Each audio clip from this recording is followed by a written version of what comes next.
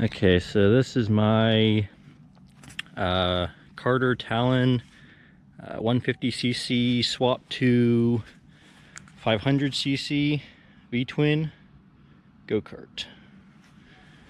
This motor came off an 83 Honda Shadow 500. It was a shaft drive. Got the light there. So we welded up this little carrier bearing here for the output shaft.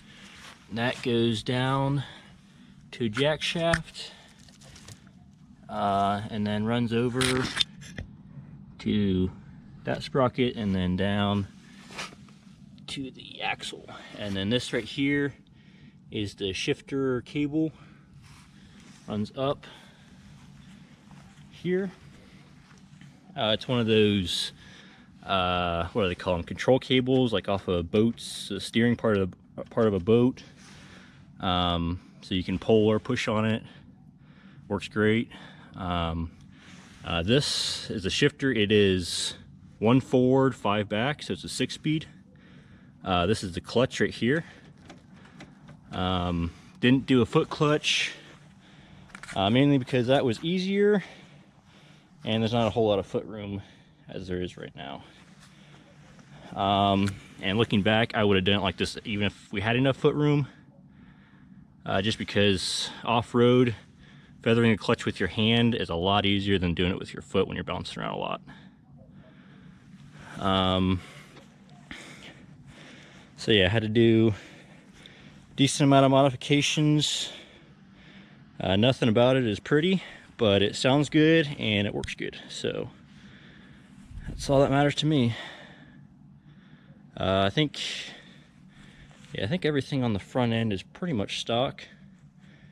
We did, I'm not sure if you can see that or not, but we did cut the frame in half and weld in this section of tube right here.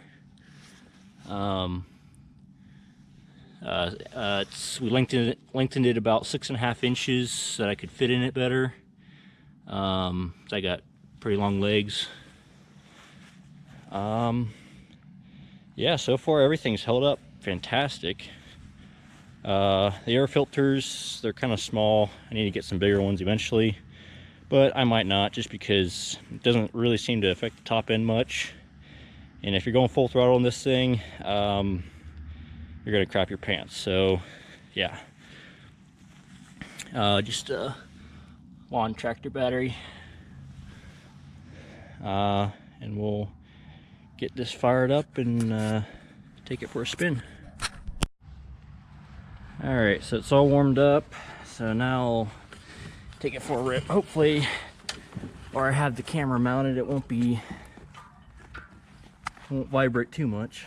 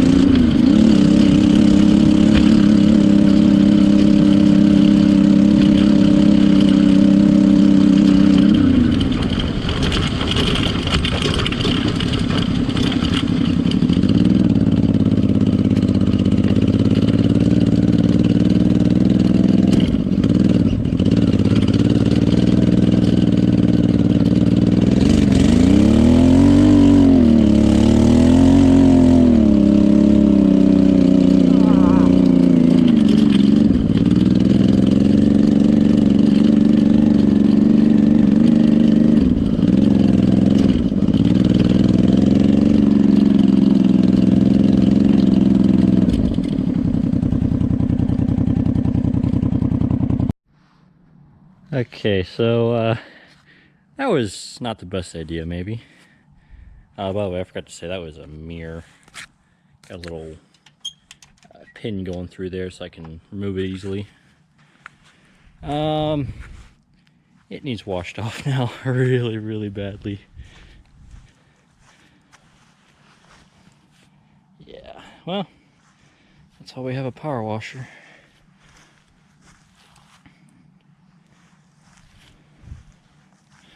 These are homemade mufflers. You can see through the mud there. Got holes in the bottom. There's a can inside of a can. So we tried just one can. It wasn't enough. Basically how it works is the header actually sticks all the way into the end here where it's bolted on. If you can see that. There's a whole bunch of holes drilled in the header throughout the length inside the can, and there's one hole I believe at this end of the can. So the idea is instead of getting a pop, it's more of a whoosh kind of as it goes out that hole, because the exhaust is exiting out of multiple places in the header, and then like these down here take longer to get back and out the hole than these right here. But it still wasn't quite enough, so we put another one on. Same idea, except now it's going out the one hole on the can on the inside and out multiple holes on the big can on the outside. So yeah, and it sounds pretty good. It's pretty good loudness. It's got that between thump to it kind of, but it's great because it revs to like 9,500 RPM. So it's a lot of fun. But the cleanup isn't quite as fun. I also have a nice light bar on there that will blind anyone that looks at it. Yeah, so stay tuned for more videos.